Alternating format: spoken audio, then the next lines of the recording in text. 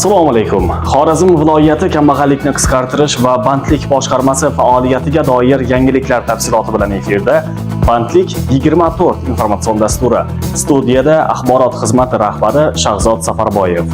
O'zbekiston Respublikasi Vazirlar Mahkamasining 2025-yil 13-maydagi topshiriq xatiga asosan joriy yilgi fuqarolar yig'ini raisi saylovlarida yangi saylangan mahalla raislari uchun o'quv seminarlar tashkil etish belgilangan.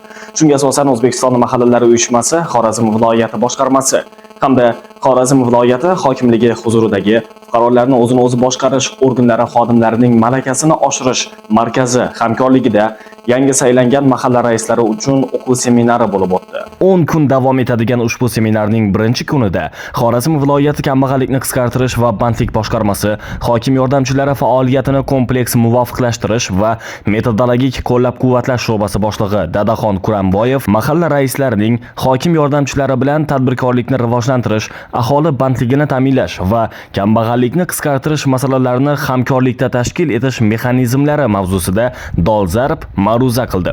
Maqsad yangi saylangan mahalla raislarining boshqaruv salohiyatini oshirish, ularning tadbirkorlikni rivojlantirishdagi o'rni va aholi farovonligini ta'minlashda faol ishtirokini kuchaytirishdir. Mamlakatimizda inson huquq va erkinliklarini himoya qilish, fuqarolarning qonuniy manfaatlarini ta'minlash doimiy e'tiborda. Yaqinda fuqarolardan birining huquqi tiklanishi bu yo'nalishda olib borilayotgan islohotlarning amaliy natijasidir. Mazkur holatda fuqaroga nisbatan xato qabul qilingan qaror adolatli tarzda ko'rib chiqilib, uning qonuniy huquqlari tiklandi. Bu esa mamlakatimizda qonun ustuvorligi va fuqarolik jamiyati tamoyillarining hayotga tatbiq etilayotganidan dalolat. Xorazm viloyat kambag'allikni qisqartirish va bandlik boshqarmasiga Onqa tumani Paxlavonlar mahallasi Shiroq ko'chasi 11-uyda yashovchi fuqaro Ro'zmetov Islom tomonidan murojaat kelib tushdi. Murojaatda fuqaro Ro'zmetov Onqa tuman kambag'allikni qisqartirish va bandlikka ko'maklash bo'limi tomonidan tuman veterinariya hamda chorvachilikni rivojlantirish bo'limiga bosh mutaxassis lavozimiga ishga joylashish yo'llanma berilganligi, ish beruvchi tomonidan asossiz ravishda ishga qabul qilish rad qilinganligini bayon qilgan. Davlat mehnat inspeksiyasi tomonidan mazkur holat yuzasidan o'rganish o'tkazilib, haqiqatan ham fuqaro Ro'zmetovni asossiz ravishda qonunga zid holatda ish beruvchi tomonidan ishga qabul qilish rad qilinganligi aniqlandi. Hamda ish beruvchi nomiga bajarilishi majburiy bo'lgan yozma ko'rsatma berilib, uning oldiga xodimni ishga qabul qilish masalasi qo'yildi.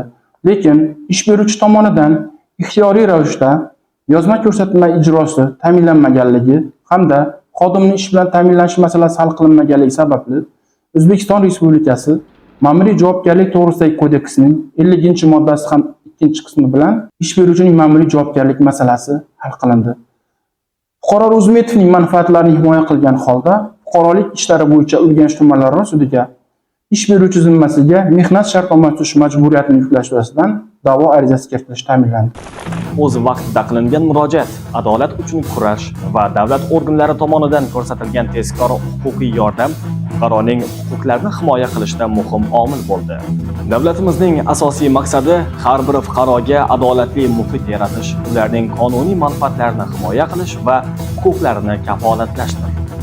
Dasturimiz davom etadi. Har bir murojaat inson taqdiri, hayotidagi muhim ehtiyojlarning aksidir.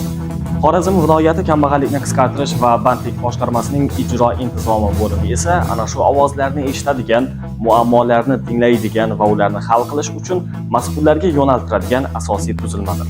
Endi aynan shu bo'limda qabul qilingan murojaatlar haqida so'z yuritamiz. Boshqarmamizda bugunning o'zida 54 ta topshiriq murojaatlar kelib tushgan bo'lib, shundan 11 tasi murojaatlar hisoblanadi. Murojaatlarimiz asosan ishonch telefonlari, virtual va xalq qabulxona orqali kelib tushdi. Shu 11 ta murojaatlarimizning asosiy qismini ishga joylashtirish va mehnat nizolari tashkil qiladi. Har bir ish joyi bu inson hayotidagi yangi bosqich, o'z orzulariga intilish yo'lida tashlangan muhim qadam. Xiva tumanida bu yo'nalishda ijobiy natijalarga erishilmoqda. Bandlikka ko'maklashish bo'limi ko'plab fuqarolarning ishli bo'lishida ko'maklashib, ularning iqtisodiy barqarorligini ta'minlashga hissa qo'shmoqda.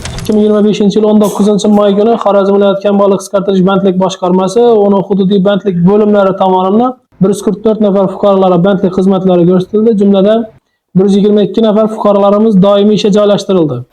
Eng yaxshi ko'rsatkichlari Xiva tuman birinchilik bilan 63 nafar fuqaroni ishga joylashtirgan, Qo'shko'pir tuman 30 nafar fuqaroni ishga joylashtirgan, va Xiva shahar 12 nafar fuqaroni ishga joylashtirib, eng zo'r natijalarni ko'rsatdi. Xorazm viloyat kambag'allikni qisqartirish va bandlik boshqarmasi aholini kambag'allikdan chiqarish va daromadli mehnat bilan ta'minlash bo'yicha doimiy harakatdamiz va tinimsiz izlanishdamiz.